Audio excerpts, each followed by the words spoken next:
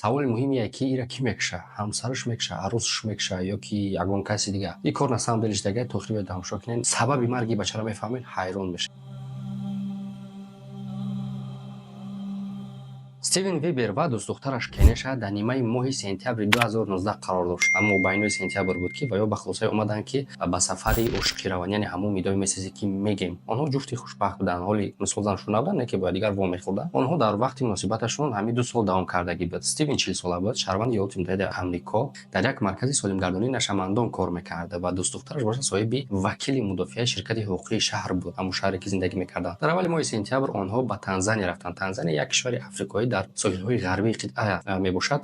Тамошо рафтанд. Онҳо якҷо саёҳат мекарданд, вақтро мегузаронданд, аксҳои истироҳаташонро дар шабакаҳои иҷтимоӣ ҷой мекарданд. Онҳо хеле хушбахт менамуданд ва мехостанд ки сафари зиндагиро ҳамеша ба ёд дошта бошанд. Нотарсида онҳо ба ҷазираи Пемба расиданд, тақрибан 50 километр дуртар аз соҳил. Ҷазираи зебои тропикӣ бо дарахтони хурмо, соҳили сафед ва оби кабуди уқёнус. Дар он ҷо курорти машҳури Монтаросет ҷойгир аст. Манзили чӯбӣ дар 300 метр дуртар аз соҳил. Манзили болои обки хусусияти утоқи зисти хобӣ низ дорад. Дар чуқури тахминан 10 метр гӯё ки беҳишти рӯи замин вуҷуд дошта бошад. Албатта ки гӯё ки дар он ҷо шуморо касе халал намерасонад. Танҳо шумо ва табиати зебо ва албатта боз дӯстдухтаратон. Аммо маълум шуд ки ҳатто дар ҳамин гӯё ки беҳишти рӯи замин одам метавонад ки ҷонро аз даст диҳад. Албатта ӯ беҳишт нест, просто ҳамхел курортай. Пас аз расидан онҳо видеоро сабт мекунанд ки хона ва манзараро тамошо мекунанд. Шӯхӣ мекунанд, механданд. Осмон соф аст албатта. Оби уқёнус ором ва шамоли тропикӣ нарм. Баъд онҳо ба утоқи зериобиашон мефароянд. Бо кате ки барои 2 нафар аст. Кондитсионер ва тирезаҳои калон ки тавассути он ҷаҳони зебои табиатро метавон дид. Аммо ин интихоби ин макон беасос набуд. Ин идеяи Стивен буд ва сабаби махсусе дошт. Ӯ мехост ба дӯстдухтараш ки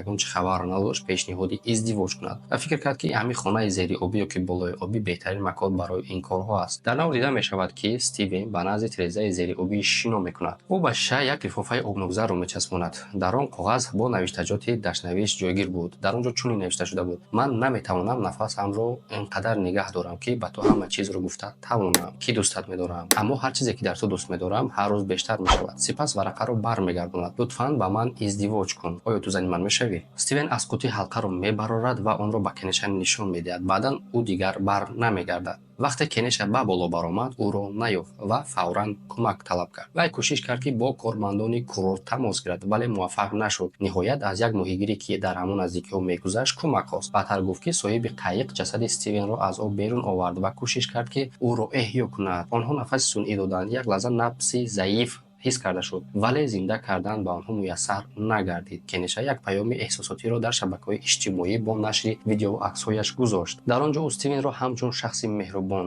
хандавар ва бовафо тавсиф кард, ки ӯро бо муҳаббате фаро гирифта буд, ки то ҳол эҳсос накарда буд. ӯ навишт: ту дигар аз он чуқурӣ барнагаштӣ, бинобар ин ҷавоби маро нашунидӣ. Бале, бале, 1 миллион бор бале. Ман бо ту издивоҷ мекардам, аммо насибда набудай. Вай чунин навишт ки дар ҳаёти ояндааш Стивенро хоҳад ёфт ва бо ӯ издивоҷ хоҳад кард. Гарчи сабаби расмии марг гуфтан нашудааст, эҳтимолан сабаб набудани оксиген буд. Стивен нафасашро нигоҳ дошта ба чуқурии тахминан 10 метр шино карда даромад ва 40 сония дар зери об монд. Пас аз он ӯ саросемавор кӯшиш кард ки ба боло барояд. Дар видео дида мешавад ки ҳангоми кушодани қуттӣ дастонаш меларзид. Нишонаи вазъияти фавқулодда дар чунин ҳолатҳо адреналини одам боло меравад. Тарс, воҳима ба амал меояд, ки ин ҳолатда одам дилаш тезтар мезанад. Узвҳо бошад бештар оксиген талаб мекунанд, дар он ҳолате ки оксиген бе ин ҳам дар ӯ вуҷуд надошт. Дар натиҷа камбуди оксиген дар мағзи сар боис мешавад ки ӯ беҳуш шавад ва ғарқ шавад. Аммо ин танҳо тахмин аст. Сабаби аслии марги ӯ чӣ аст, то ҳол касе намедонад. Шумо чӣ фикр доред?